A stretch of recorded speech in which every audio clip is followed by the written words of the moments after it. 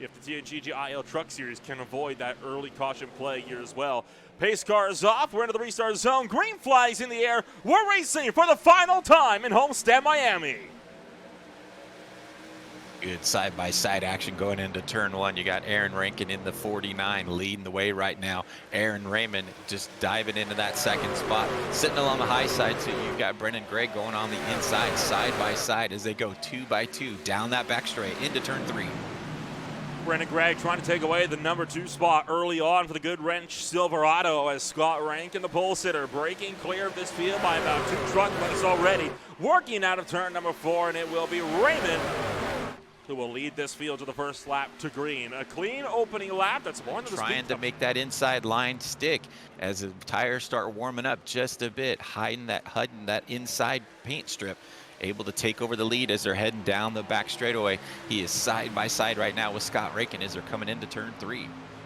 Rankin's got the advantage, though, about how the outside line can be so important when it comes to making defensive positions, but you got to make sure they can't clear and slide up from the bottom. That might be what Raymond's trying to do. He'll do exactly that. Rankin immediately cuts down low with the run. But that inside line does get you ahead in the turn, so it's a real, catch-22. One of the things about running that inside line, though, is it does heat up your tires a little bit more because you're turning in a little bit sharper.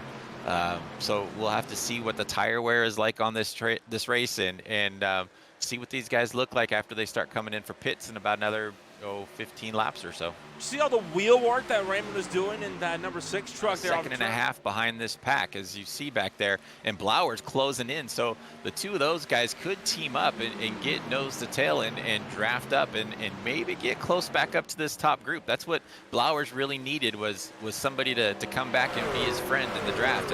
As you see Rankin go down on that inside, coming out of turns 3 and 4 and take back that lead. Brendan Gregg dropping back into that second spot. Then you got about it. He will be sliding into pit road this time by, and he's going to take the rest of the field with him. Whoa, look out as hard on the brakes and slides into the pit stalls, loses a couple of spots. That could very well cost him the net race lead. Yeah, definitely. That got a little hairy coming in the pit lane and having them side by side now. Hopefully he doesn't get a penalty for missing that cone. Oh, they get tangled up in pit lane. Wow, that's looks like everybody may have been running side by side. Here they come down the front straightaway right here. Let's see what gets, the 89 gets turned sideways, gets that right fender into that wall. Whoa, wow, they got close in there. So Casey Ellis ran over Ryan McRoberts trying to avoid a spinning. But Bobby Blower's looking to make a big charge to the front as both Raymond and Rankin didn't take tires when they came down the pit road. That is definitely the difference you see right now as you see Blower's taking those fresh rubbers and he is able to go from 4th to 1st in 1 lap. Takes over the lead right now. And back to the bottom of 3 and 4 goes the Techford Troops Tundra.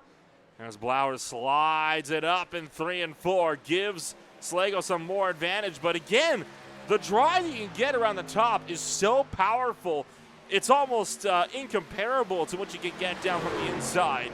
You got to rely on the entry lane to clear yourself off, but it's very hard to do when you're being pinched down to the apron like that. Yeah, no, that top side is definitely the faster way to go because you're able to carry that momentum and then just drag race down that straightaway and get that good run. But Blower's making a great run on that inside, but Slago really doing the other way around. Slago really doing that good job of staying up high like that, but he's getting pinched down real tight, so he's trying to get back up on top. As they go into turns 1 and 2, Slago taking back over that top spot. Blower's now taking over that inside line, getting a good run off of 3 and 4 and getting a drag race, and he's just barely poking ahead of him as they come down the back straightaway as they swap positions back and forth. They've opened up to a 2-second advantage now on Brendan Gregg. Gregg able to work his way back up into that 3rd spot after that early pit lane mishap. But these top 2 trucks have really pulled away. Good side by side. And into the wall goes Bobby Blowers, put into it by Brad Slagle. And that brings an abrupt end to the battle for the lead. Blowers has right front damage now. Those old tires have really dropped him back with 3 wide going into 3 and 4 right now. Aaron Raymond on that inside, sliding up into that middle row. Gets a little sideways. Whoa, he's able to hang on to that. no chill right now in the TNGG IEL Truck Series grid. That was one heck of. We got a look at what happened to the number 35 truck. Oh, there it is, bump and run number 2, and that turned into a smash and sprint, and Holiday, I think, lifted out to try to give the spot back. Didn't quite realize that Ellis was firing across the racetrack.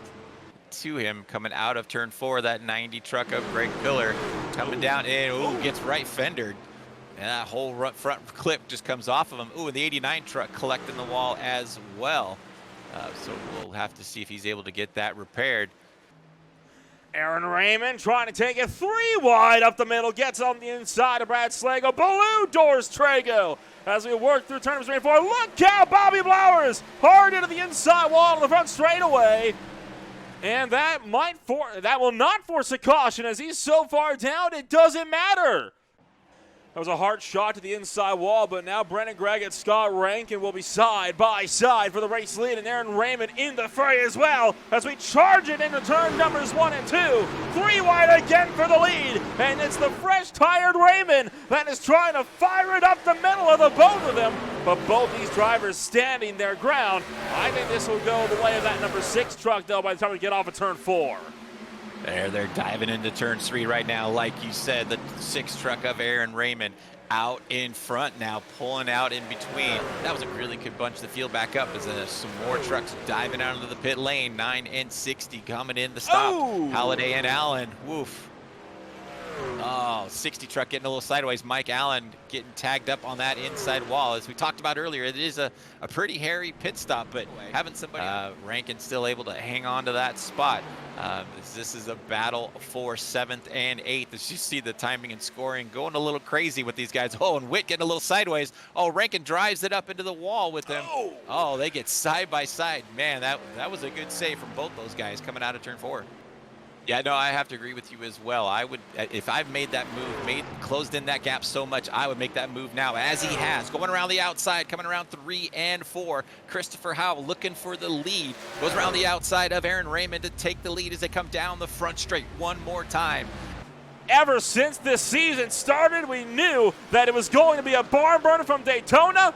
Howell works off the final corner. He wins the season finale in the TNGG IEL Truck Series Championship from the Homestead Miami Speedway.